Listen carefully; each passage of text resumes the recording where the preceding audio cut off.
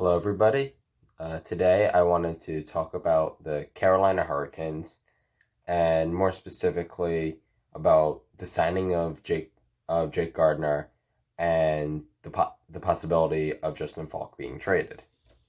So this will kind of be like a season preview too, though. So if you look at the lines, first line you got Niederreiter, Aho, and Teravainen. It's a very good first line. You can maybe make an improvement over Niederreiter with a trade or something, but that line was very good last year. Second line, you got Dzingel, Stahl, and Shvestikov. Dzingel, you have to hope that he does the same that he did last year in Ottawa and doesn't go back to his average. But even if he does, I think that I saw enough from Fugali that I think that I'd be comfortable with him on the second line. And Shvestikov had a very good year last year and will only get better from here. Your third line, you got Fugali, Haula, and Nekas. It's a very good third line, especially having Haula on the third line. It's very good. And then your fourth line, you got McGinn, Wallmark, and Martinuk. Solid fourth line. You can argue that could be a third line. So their forward group is really good.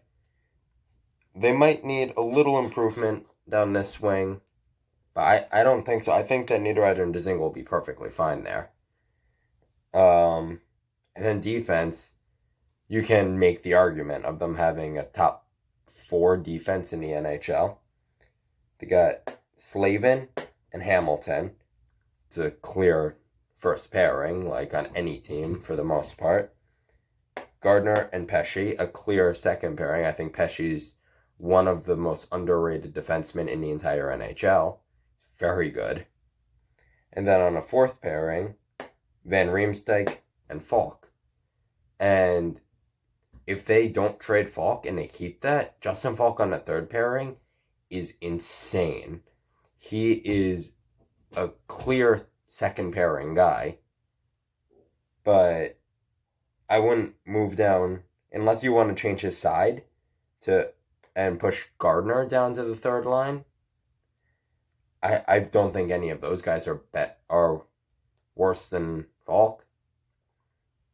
And you can easily roll 3 defensive lines there and be very comfortable.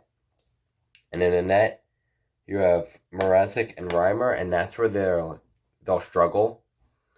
Mrazek last year was their starter, and he did very well, but he was inconsistent. I always preferred McElhaney as their starter because, when Mrazek was on, he was the better of the two. McElhaney was just more consistent. His stats were pretty much the same every game, but Mrazek was either really good or pretty bad. And then Reimer, it was really bad last year. So we'll see if he's able to have a bounce back year and be a solid backup. So their additions from last season are Ryan Dzingel, Jake Gardiner, James Reimer, and Eric Haula, who all of those additions make the team so much better. Dzingel, solid top 6. Gardiner, solid top 4. Reimer, we'll see what ends up happening with that. And then Haula, he's on their third line and really could be a second liner. Who did they lose? Justin Williams and Curtis McElhaney. Williams, they're going to suffer because they don't have that leadership presence anymore. They don't have their captain. And he was a huge part of why the team went so far. And you can argue, Mr. Game 7, if he wasn't there, they don't beat Washington. And McElhaney, by the end of the playoffs last year, he took the starting job back from Mrazek against Boston. And while he didn't win any games either, he looked a lot better than him. I'm a big fan of McElhaney, and I think that they'll suffer from not having him. But I think that the rest of their lineup can make up for it. So, what are some question marks in the lineup? Hayden Fleury. he deserves a roster spot. And the only guy that you can look at here and say, maybe they get pushed out, is Trevor Van Riemsdyk. And he's a guy that deserves an NHL spot too. He's really good. So, do you send Fleury back to the minors this year? Or do you scratch him? Which, for a guy that young, that looks like he has a high ceiling, that's not good for him. Which is why my next one, Justin Faulk, why he's on the trade block, it seems. There's a lot of rumors of him going to Anaheim, and that like the trade was almost a done deal. They just only problem was the modified no movement clause, and he was trying to sign an extension. I don't know what ended up happening with that. I'm assuming the trade fell through. Um, but they could get a good amount back for Falk. But personally, I look at everything here, and I think that the best thing that they can do is either try and trade him for a better starting goalie. I don't know whether that would be Darcy Kemper, Yaroslav Halak, uh, Thomas Greiss, just somebody that would be a better starter, but you don't get rid of Mrazek in case if they can't be that number one guy like you hope they will. Or maybe package them together with another forward. Maybe package them with a Niederreiter or I don't know, or a Stahl, and get a more complete, solid top line forward. And then the last guy I have is Nedeljkovic, who going into the offseason, he seemed to be the reason why everyone was saying Mrazek and McElhinney both aren't coming back. Because last year for Charlottesville, he played phenomenal. And he looks NHL ready, like he can be a backup goalie. And if James Reimer struggles, Nedeljkovic can easily step up. And they could send Reimer back to the minors.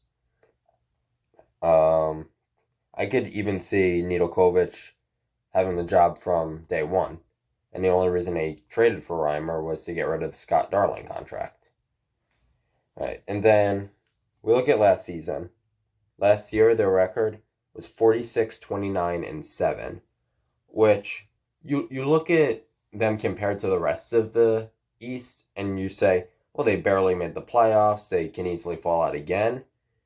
This record would have made them a front-running team in the West. I think that they would have been tied for the division lead in the Central, but I'm not 100% sure about that. That gets them 99 points. They were 11th in the NHL. No, actually, I was wrong about the Central. They would have been top 3, though. They were the number 1 wild card, though. In the playoffs, they beat Washington in 7, and then they swept the New York Islanders. But in the Eastern Conference Finals, they got swept by the Boston Bruins. And I don't think that was as much of a, well, this is Carolina. They are falling back down to earth as much as it was, holy shit, Tuukka Rask is just unbelievable in these playoffs. So, if I were to guess for this year, what'll happen in the regular season, I have them second in the Metro, and in the playoffs, anything could happen. Like with how tight the Metro is, to definitely be playing a good team in the first round, whether it's the Rangers, the Flyers, the Devils, the Penguins, the Islanders, so many really good teams that they could play. But if I were to guess, I would say that they're going to lose in the Eastern Conference Finals again. So I have them second in the Metro. But with this roster, if they can get consistent goaltending out of Mrazek, they can really push Washington. That defense is, like I said, one of the best defenses in the NHL. And if Svestikov grows like everyone thinks he will, they're going to be really good next year. And they're a clear playoff team. I know earlier in the offseason people were saying maybe not, but they're really good. This team is not just contending to make the playoffs anymore. This team wants to make the playoffs and do some damage. They can shoot for the Stanley Cup, but they need Mrazek to prove that he can be a starter and be consistent. So if they don't get that, they could easily be out in the first round. Oh, I'm curious what you guys think, so leave your comments below, and like and subscribe, and thank you for watching, and I'll see you in the next one.